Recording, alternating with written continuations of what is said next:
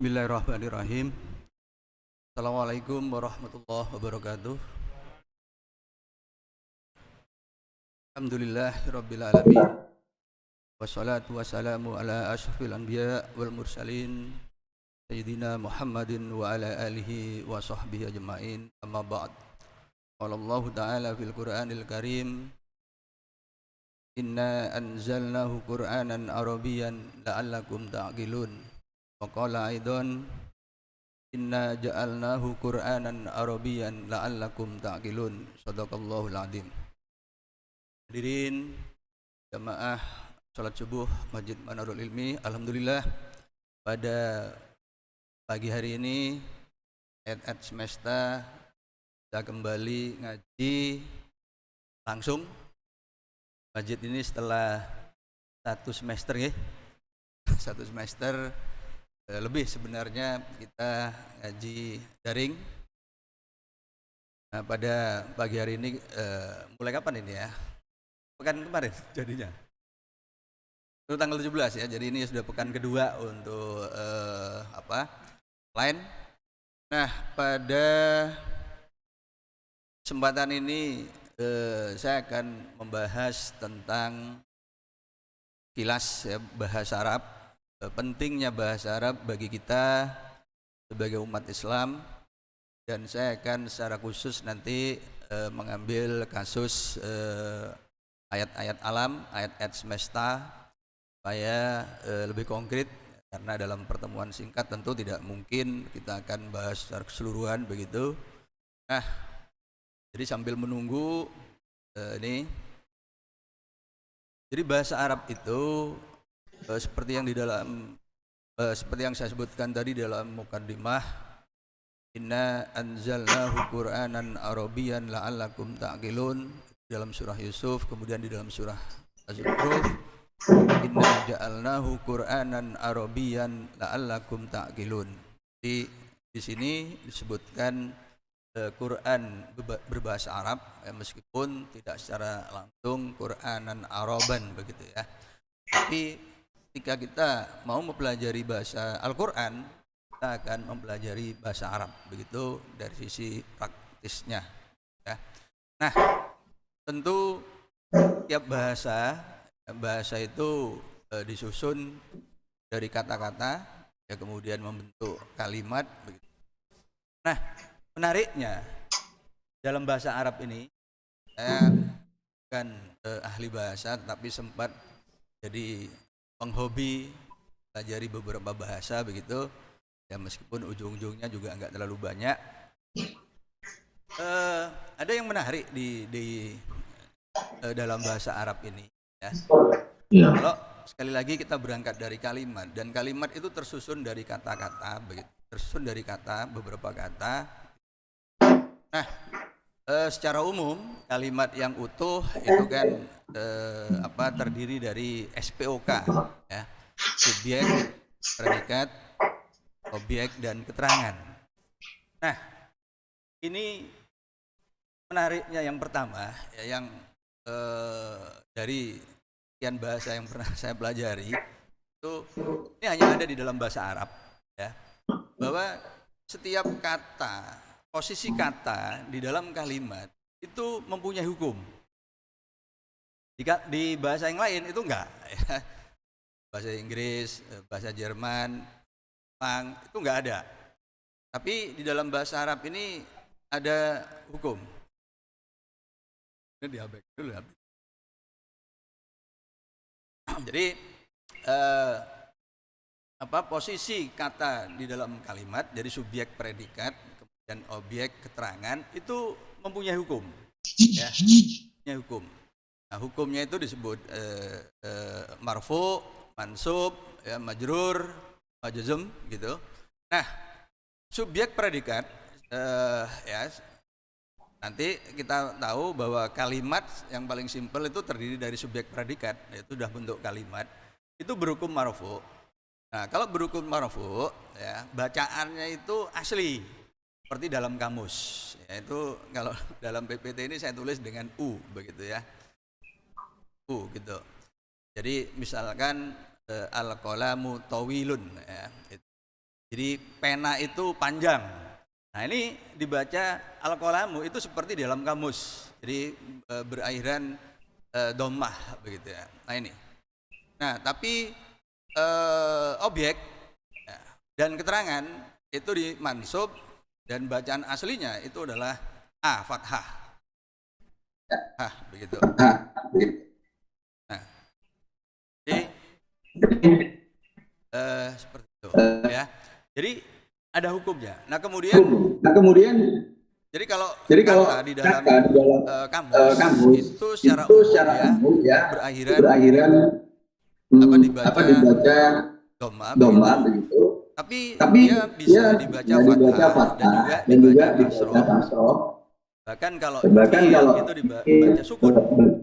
Bacanya kan begitu. Nah, alhamdulillah.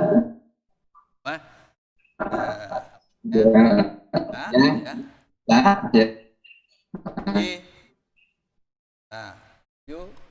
Oh. Lambat. Tulis aja terlambat ya.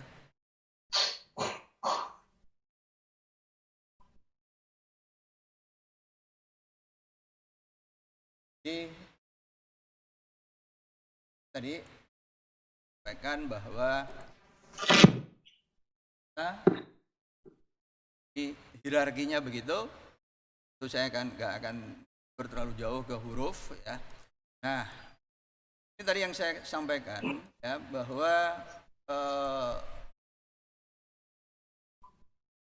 ini tadi hukum ya, yang diwakili oleh bacaan akhirnya, jadi subjek predikat itu berhukum o ya.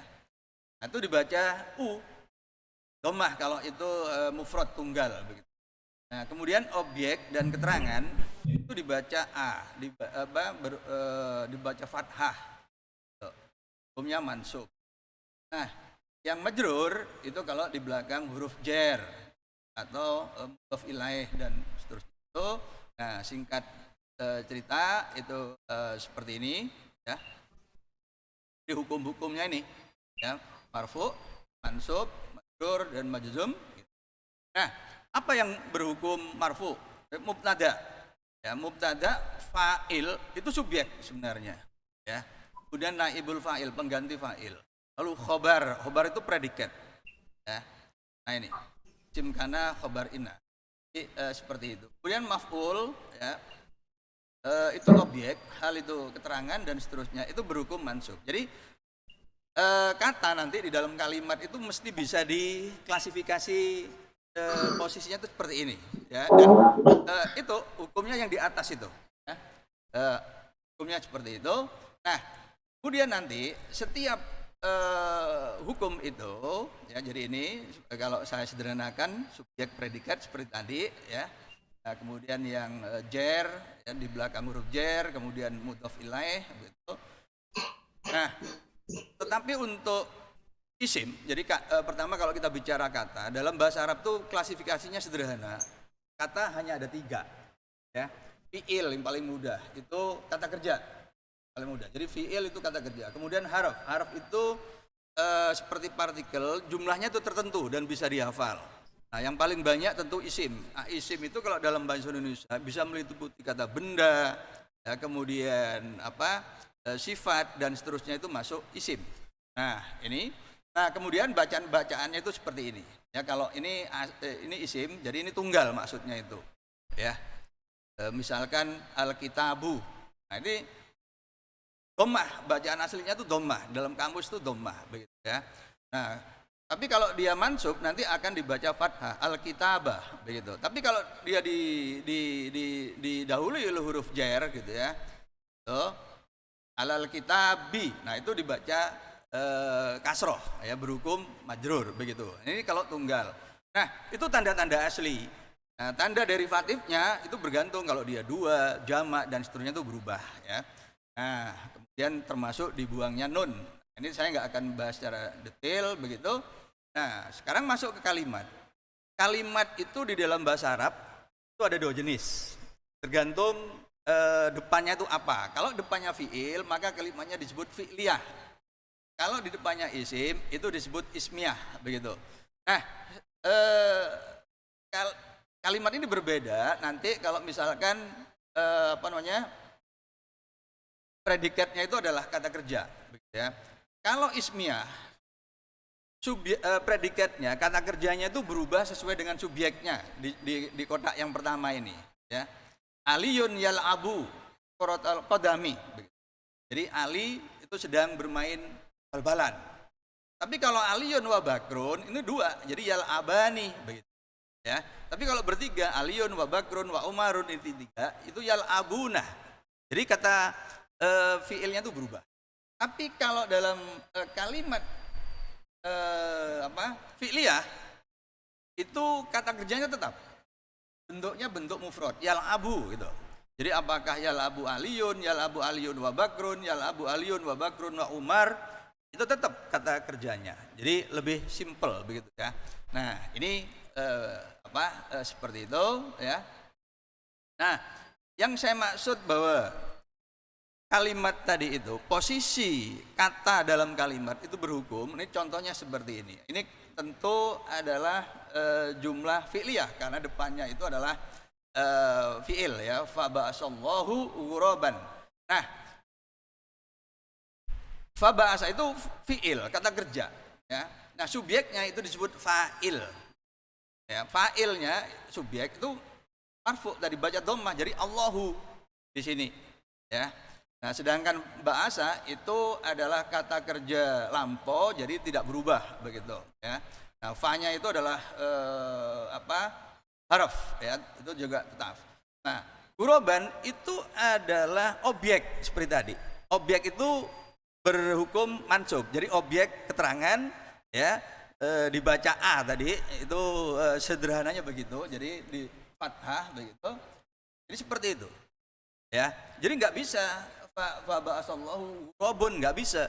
Ghurabin juga enggak bisa gitu. Karena apa? Karena statusnya itu adalah objek. Nah, ini yang menarik yang pertama.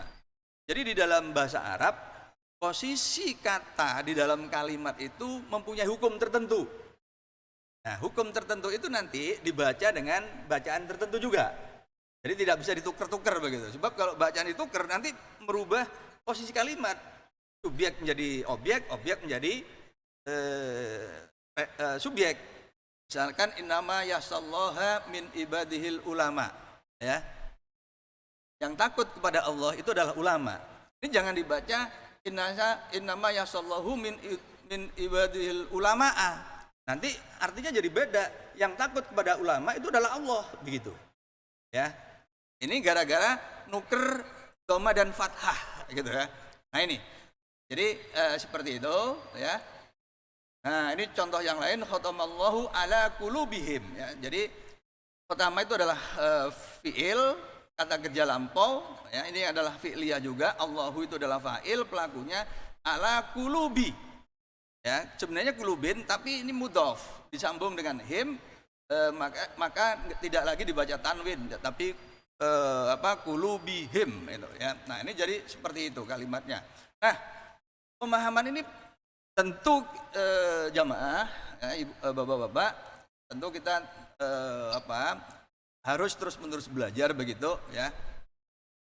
Nah, contoh ini di dalam surah An-Naml. Jadi sekarang saya mau langsung terapkan di dalam beberapa ayat. Untuk melihat beberapa ayat, saya akan memperlihatkan kalau kita hanya mengandalkan terjemah, nanti kita akan mengikuti pemahaman sang penerjemah, ya, gitu. Nah, kalau pemahamannya benar sih nggak apa-apa, gitu ya. Problemnya adalah kita nggak tahu pemahaman ini benar atau tidak. Ya, kita perlu belajar mandiri lah, begitu. Dalam artian kita harus mulai belajar bahasa Arab, begitu. Nah, ini kalau kita lihat terjemah, ibu bapak, ya, Quran kita, Kementerian Agama, ini seperti ini, ya. Di dalam surah An-Naml ayat 18 itu, ya, a'udzubillahi minasyaitonirrajim, hatta idza ata'ala wadin namli qalat namlatun ya ayyuhan namlut hulu masakinakum la yahtimannakum Sulaimanu wa junuduhu wa hum la yash'urun. Ya.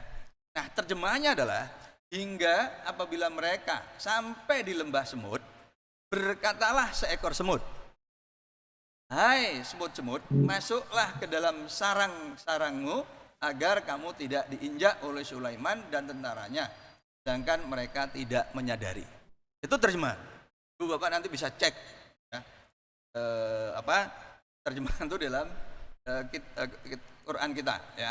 Nah, jadi di sini adalah namlatun. Ini yang perlu kita lihat aslinya itu ya. Nah, di sini terjemahkan seekor semut. Jadi tak marbutohnya itu indikator bentuk tunggal begitu ya. Nah, kemudian namlun di sini adalah semut-semut. Nah, ini ya terjemahnya begitu. Ya. Padahal judul surat ini adalah An-Naml. Nah, berarti menurut terjemahan ini berarti semut-semut gitu. Nah, sekarang kalau kita lihat di beberapa kamus ya. Namlun jamaknya nimalun. Gitu. Ya, namlatun itu seekor semut. Terus kalau begitu namlunnya apa? Ya, karena di sini disebut jamaknya nimalun. Di beberapa kamus termasuk kamus yang paling masyhur di kita ya. Kamus Al-Munawwir itu. Jadi jamaknya nimalun, sepakat. Gitu.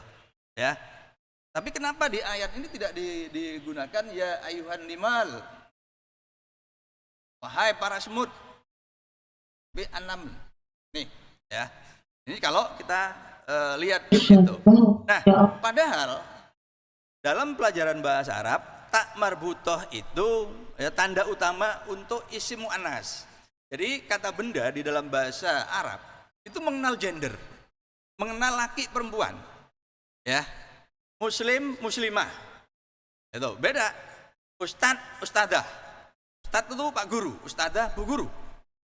Ya. Muslim orang Islam yang laki-laki, muslimah itu yang perempuan. Tandanya adalah tak marbutoh. Ya. Nah, jadi salah satu makna ya tentang tak marbutoh ini. Jadi dalam konteks ini berarti semut itu sebenarnya bisa dimaknai sebagai semut betina. Karena memang faktanya semut itu berkelamin. Ya. Jadi makna yang diizinkan di sini tentu adalah semut betina, begitu. Ya. Sehingga dari sini gitu, ya, namlah itu apalagi kemudian didukung oleh fiilnya. Jadi ini adalah kalimat fi'liyah. Ya. Nah, kalimat fi'liyah seperti yang saya jelaskan tadi, kata kerjanya itu berbentuk tunggal. Ya, sesuai dengan kelaminnya.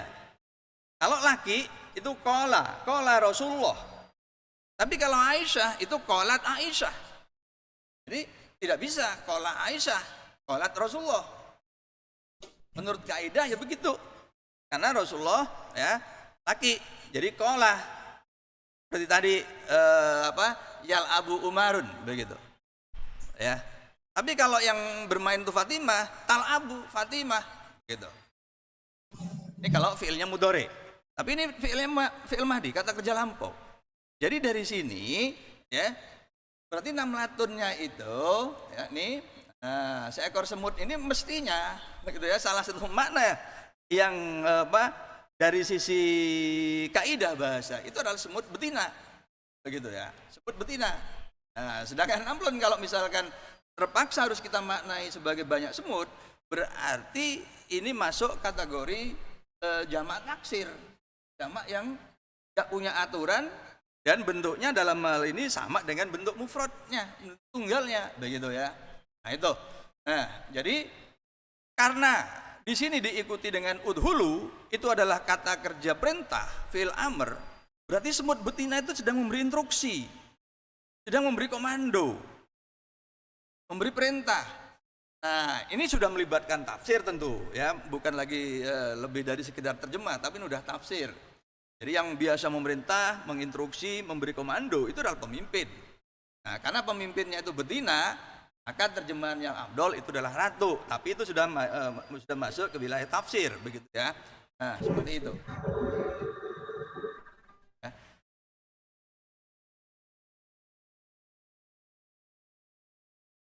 Dan ya. Jadi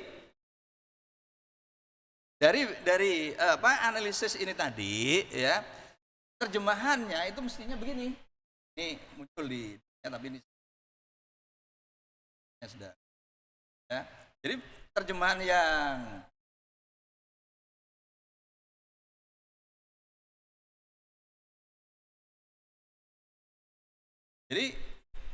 yang tadi berkata seekor semut, kalaupun mau diterjemahkan seekor semut, itu harus ada penjelasan lebih lanjut, yaitu semut betina, gitu ya. Semut betina, karena memang semut itu berkelamin. Saya ketemu seseorang, ini kan masih umum. Apakah seseorang itu bapak-bapak atau ibu-ibu, anak laki-laki atau anak perempuan, begitu ya. Nah, ini akan lebih spesifik. Nah, di ayatnya tadi itu redaksinya adalah qolat namlatun, ya. Jadi seperti itu. Nah, terus baik. Nah, jadi, kemudian yang kedua, maaf, ini kita lihat di dalam surat Al-Hadid, ya. Contoh yang surat Al-Hadid ayat 25, ya, ayat 25, gitu.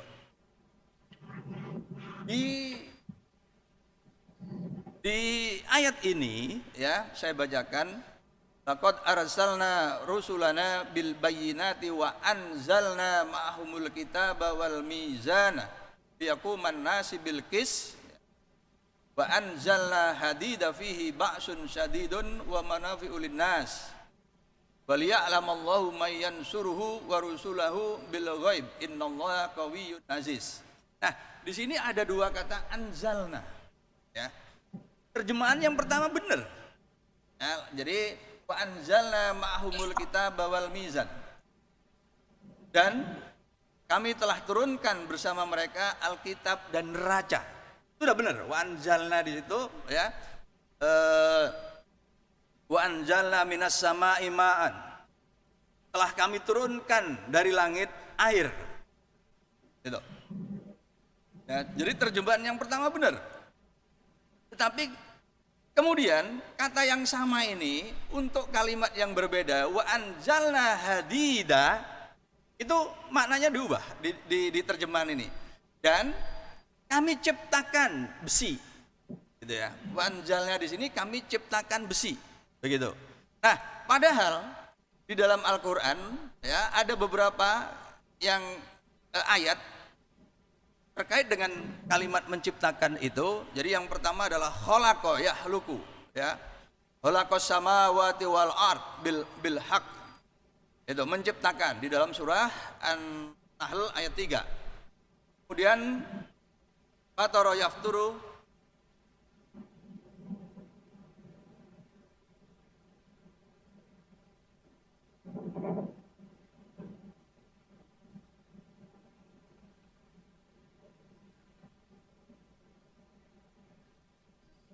Nah, jadi kalau di dalam Al-Qur'an itu ada 4 kata, ya, yang mempunyai makna mencipta, yaitu khalaqa, fatara, sona'a, ja'ala. Ya. Itu yang mempunyai makna mencipta. Sedangkan anzala, nazala itu menurunkan, turun menurunkan, begitu. Ya. Nah, jadi di sini maknanya diubah. Ya, terjemahannya itu jadi berubah. Kami menciptakan besi, begitu. Ya. Nah, maka tentu kemudian bayangan kita akan berbeda ketika ini diterjemahkan sesuai dengan wa anzalna. Karena wa anzalna itu diturunkan. Bayangan kita kalau diturunkan itu mesti diturunkan itu mesti dari atas. Kalau menciptakan kan bisa di mana saja. Jadi di sini sebenarnya memberi pesan tentang posisi, ya. Posisi katakanlah asal usul besi. Nah, karena kalimatnya wa anzalna itu berarti diturunkan, dan diturunkan itu selalu dari atas. Maka seorang ilmuwan, ya, di sini kemudian mestinya dapat gagasan bahwa besi itu ternyata dari ruang angkasa sana, ya. Bayangan kita kemudian, pertanyaan kita, loh, besi itu dari mana? Ya. Nah, jadi ini tadi, jadi ya, saya review, saya tampilkan lagi yang apa namanya? Ini ya, ayat ya, ini ya. Jadi dua kata anzalna di dalam surat Al-Hadid ini itu diterjemahkan dengan cara yang berbeda. Ya. Yang pertama itu benar, kami turunkan. Tapi yang kedua, ini persis sama ya, dalam satu ayat, dua kata yang persis sama. Tapi sekali lagi diterjemahkan berbeda. Ya, yang khususnya yang saya sorot itu yang kedua ini, yang berwarna merah itu. Ya. Nah, menciptakan itu kalau kita merujuk ayat ini ya. Khalaqas samawati wal ard. Jadi dia telah menciptakan langit dan bumi dengan hak, begitu ya. Nah, kemudian adalah fataros samawati wal ard lilladzi fataros samawati wal ard. Dia yang telah menciptakan langit, banyak langit dan bumi, begitu ya. Ini yang pertama dan kedua kan sama ini sebenarnya, khalaqa, dan kemudian yang kedua adalah fatara ya. Nah, kemudian sona'a ini terkait dengan penciptaan, tapi ini seperti rekayasa ya. Konteksnya itu rekayasa, jadi ini konteksnya pembuatan kapal itu, wa yasna'ul fulka. Jadi kemudian dan Nabi Nuh itu kemudian menciptakan atau membuat kapal ini ya. Kalau fatara khalaqa itu menciptakan suatu yang baru yang tidak ada bahan-bahannya, begitu. Ini ya. Ini yang ketiga, sona'a, terkait engineering di sini ya, rekayasa. Itu. Nah, yang ketiga ja'ala. Ja'ala itu menjadikan, merubah peran, begitu ya. Atau bercerita tentang fungsi. Jadi bumi dijadikan hamparan, bumi tempat berjalan dan seterusnya itu. Itu redaksinya adalah ja'ala, bukan khalaqa, bukan sona'a, bukan fatara, begitu ya. Nah, jadi sedangkan nazala yanzilu nuzulan itu turun ya. Itu fi'il lazim ya, intransitif kalau nazala, tapi begitu ubah dengan af'ala, wazan af'ala atau fa'ala, nazala atau anzala, begitu, maka dia menjadi transitif, membutuhkan objek, begitu ya, membutuhkan objek. Nah, kemudian dengan fa'il nahnu itu menjadi anzalna, jadi kami telah menurunkan, begitu ya. Jadi ayat yang tadi itu terjemahannya mestinya ini tadi ya, menurunkan. Cuma sekarang pertanyaannya kan, kalau kita ini letternya begitu, menurunkan. Tapi memang kemudian orang ketika mau menerjemahkan menurunkan besi, yang dibayangkan kan besi-besi yang dikenal. Kalau saudara-saudara yang dari Madura biasa lewat Suramadu, langsung bayangkan Suramadu, diturunkan Suramadu, gak masuk akal ya. Yang biasa dengan mesin-mesin, kami turunkan traktor, gak masuk akal juga. Kami turunkan setrika, waduh ya, setrika meskipun kecil, tapi kalau diturunkan dari kejauhan kena puncaknya Manarul, hancur juga, begitu ya. Jadi karena nggak kebayang, maka kemudian diubah yang maknanya itu kira-kira aman, gitu ya.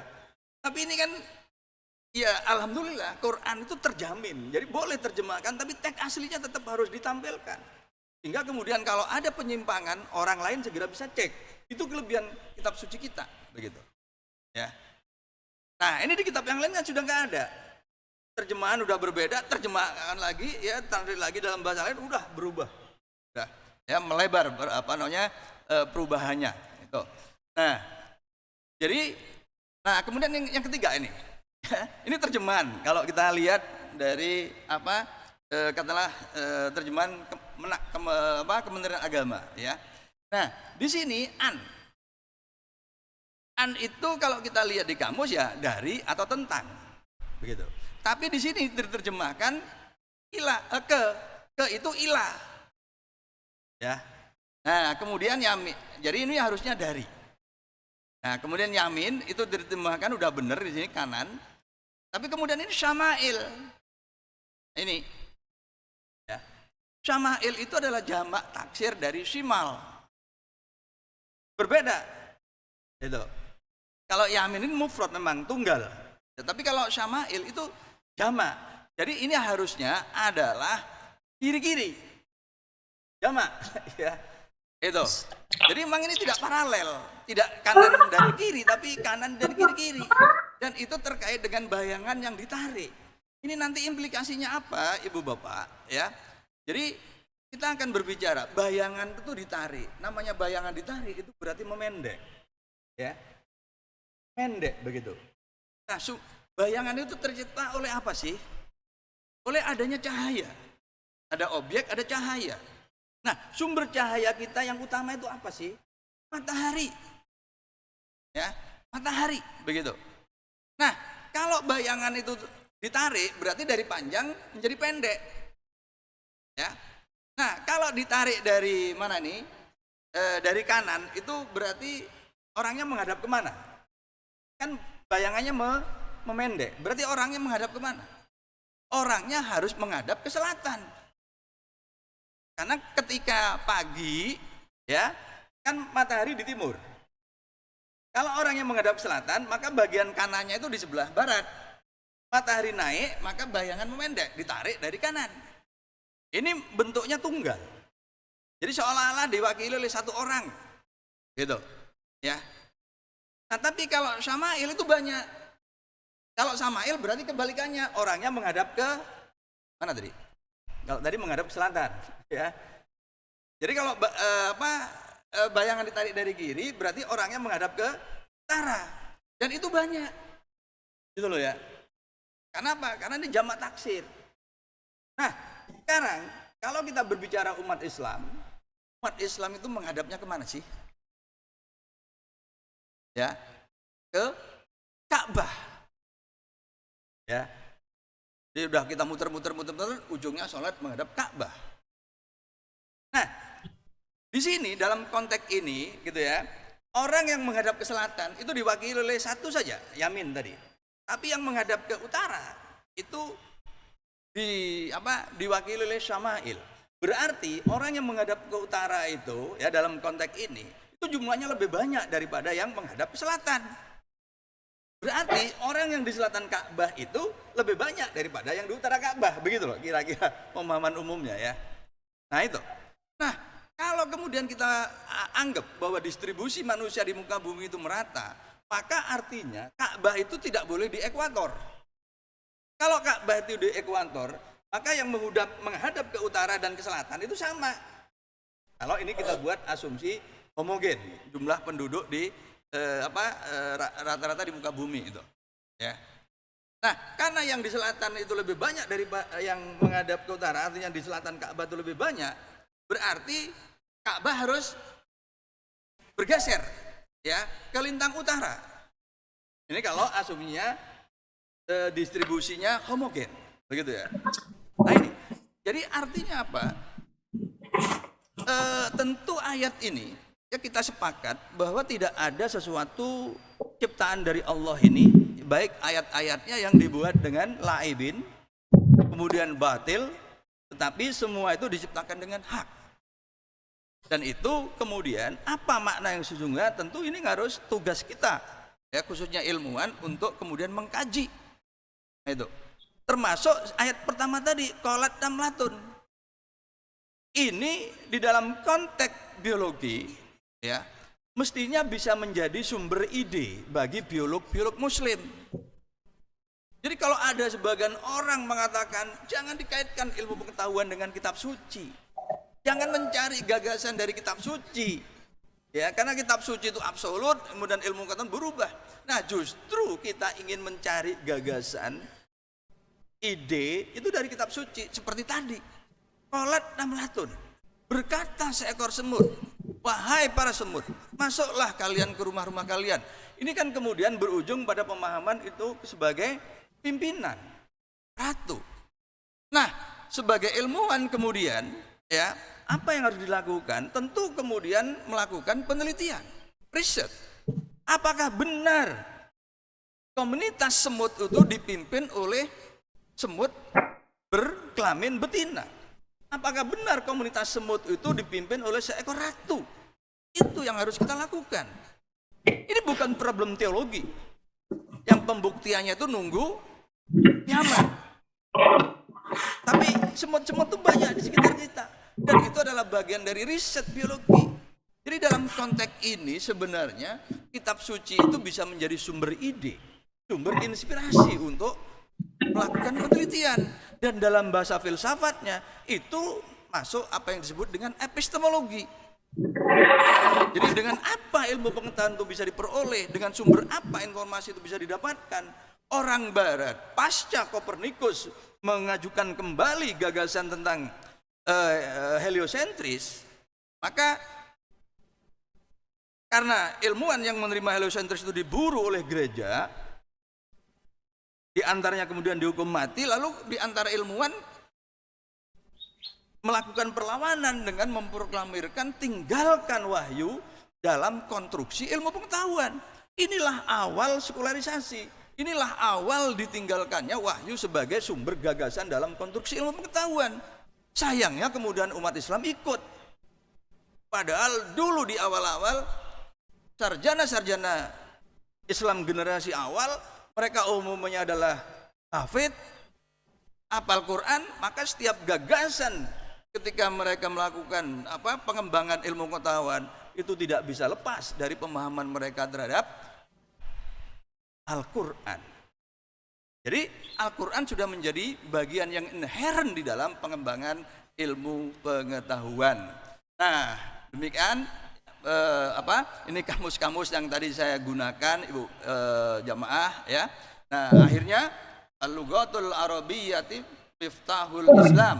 Ya, ini disampaikan oleh Syekh Ali Hasan Al-Halabi. Jadi bahasa Arab itu adalah kunci memahami Islam, ya. Kemudian Imam Syafi'i, ya, ma jahilun nas wala illa litarakahum lisan Arabi, ya. Jadi manusia tidak bodoh, ya, dan selalu berselisih paham kecuali lantaran mereka meninggalkan bahasa Arab. Ini Imam Syafi'i, ya. Dan yang terakhir, ta'allamul arabiyyah fa innaha min dinikum. Pelajarilah bahasa Arab karena bahasa Arab itu adalah bagian dari agama kalian. Itu jamaah Manarul Ilmi, ya. Saya perlihatkan contoh-contoh di dalam ayat-ayat semesta yang lebih spesifik, ya, yang tentu pemahaman kita sebagai komunitas Civitas Akademika ITS yang sudah mempunyai ilmu-ilmu tentang alam, ya, dalam bentuk sains, dalam bentuk teknologi. Nanti kalau ITS jadi mendirikan fakultas kedokteran karena rencananya begitu, fakultas teknologi kedokteran dan farmasi, jadi medis dan pertanian juga akan menjadi bagian dari ITS. Nah, yang mestinya, ya, ilmu-ilmu itu kemudian, ya, kita lihat dari perspektif dari kitab suci, dan bukan sekedar itu, bahkan kitab suci bisa memberi inspirasi bagi kita untuk mengembangkan ilmu pengetahuan itu sendiri. Mudah-mudahan ada manfaatnya, ya, karena Allah tadi di dalam mukadimah saya sebutkan, inna anzalnahu qur'anan arabiyyan la'allakum ta'qilun, inna ja'alnahu qur'anan arabiyyan la'allakum ta'qilun. Sungguh kami turunkan, sungguh kami jadikan Quran berbahasa Arab supaya engkau pikirkan itu. Jadi yang harus kita pikirkan, yang harus kita pelajari itu juga bahasa Arabnya. Terjemahan tidak cukup, karena dengan terjemahan banyak informasi yang hilang karena keterbatasan dari sang penerjemah. Nah, maka hendaknya ngaji kita juga mulai ditingkatkan. Jangan berhenti karena faktor usia, ya. Kita terus mempelajari bahasa Arab karena bahasa Arab adalah bagian dari agama kita. Fastabiqul khairat, berlomba-lombalah dalam kebajikan. Assalamualaikum warahmatullahi wabarakatuh.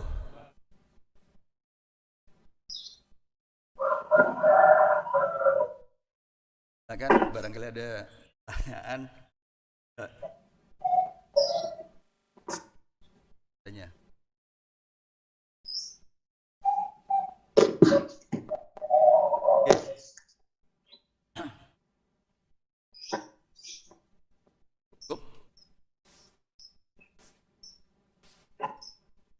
Assalamualaikum warahmatullahi wabarakatuh.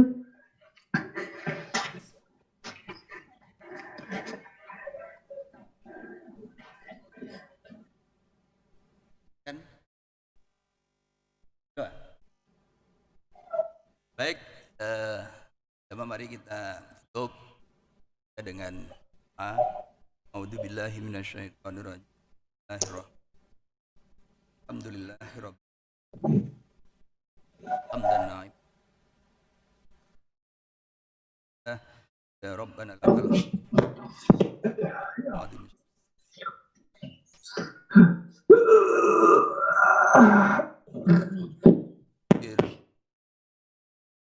Imin Muhammad inna ta'awad wa qad wa ghafir wal hadat bi rahmatika ya arhamar rahimin.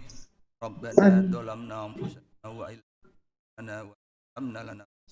Amin. Rabbana la tu'akhidna nasina wa akhtana. Rabbana wa la tahmilna Rabbana wa la tuhammilna ma la taqata lana bih wa'fu anna waghfir lana warhamna anta maulana fansurna 'alal qaumil kafirin fansurna 'alal qaumil munafiqin fansurna 'alal qaumil fasidin. Rabbana ighfir lana wa liwalidayna warhamhuma kama rabbayana shaghira. Rabbana hab lana min azwajina wa dhurriyyatina qurrata a'yun waj'alna lil muttaqina imama. Allahumma inna nas'aluka salamatan fid din wa afiatan fil jasad wa ziyadatan fil ilmi wa barakatan fil wa taubatan qablal maut wa rahmatan indal maut wa maghfiratan ba'dal maut. Allahumma hawwin alana fi sakaratil maut wan najata minan nar wa afwa indal hisab. Allahumma arinal haqqa haqqa warzuqna tiba'ah wa arinal batila batila warzuqna tinabah. Rabbana atina fid hasanah wa fil akhirati wa qina adzabannar. Subhana rabbika rabbil izzati amma yasifun wa salamun alal mursalin walhamdulillahi rabbil alamin. Al-Fatihah.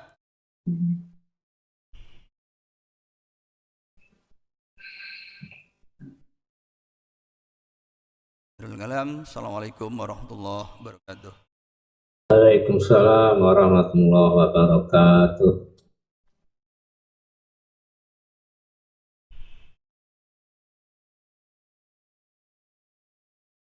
Nggak jawab. Kemarin hari Sabtu saya sholat di masjid pinggir jalan depan Gontor. Gontor Putri, Pantingan. Oke. Kalian play yang ragil. Masuk kan sudah iqomat itu. Saya nyeletuk. Madura kan? Kenapa? Karena sopnya rapat dan tidak bermasker. Dilalah anak saya itu kalau pulang ke Jember, kan kampungnya Madura itu, selama musim pandemi itu pulang berapa kali. Itu sholatnya nggak pernah berjarak, nggak pernah bermasker. Jadi bayangkan anak saya, wis mau Madura mesti benar. Nah, kemarin ke kami itu begitu, di komentar gitu, anak saya kaget ya itu. Saya pikir ono kena koncone Madura sama. Tanya, oh boleh. Itu ya rapet, nggak pakai masker. Betul.